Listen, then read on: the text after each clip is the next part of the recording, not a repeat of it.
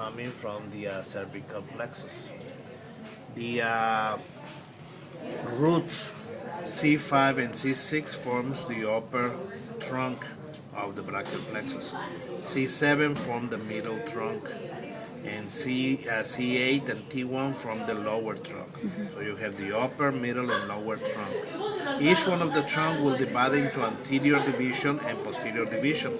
So the upper divides into an anterior and posterior. The middle divides into anterior and posterior. The lower divides into anterior and posterior. So the three posterior, the posterior from the upper, the posterior from the middle, and the posterior from the lower joints. See here, joints all these three, forming the posterior cord. The posterior cord. The anterior from the upper and the anterior from the middle joints here to form the lateral cord. And the anterior from the lower forms the medial cord. So you have lateral, medial, and posterior cord. From the posterior cord, the radial nerve and the axillary comes out. The lateral and the medial joints forming the median nerve. From the lateral, also the musculocutaneous comes out. And from the It's just, oh my God. And from the median, from the medial cord, the ulnar nerve also comes out. All right. So, and then here we have the femoral, the lateral cutaneous, the obturator, and then this will be the sciatic. These here are the sympathetic chain ganglia, paravertebra. So we have on the left, we don't see on the right, but it's also there.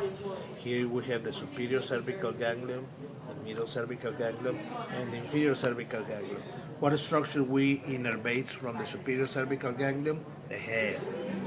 What structures are innervating from the middle, lower, and the first three thoracic? The chest, Yeah. the heart, and the lungs. Okay, and then from the thoracic and the lumbar and sacral will be abdominal and the pelvic organs. That is the sympathetic chain ganglia. Sympathetic chain ganglia. The dorsal root ganglion. This is the sympathetic chain ganglia. Don't confuse it. This is the dorsal root ganglion. This thing that looks like an orangey. This is the dorsal root ganglion. That's the dorsal root ganglion. Here, this that looks pinkish is the sympathetic chain ganglion. Do not confuse them.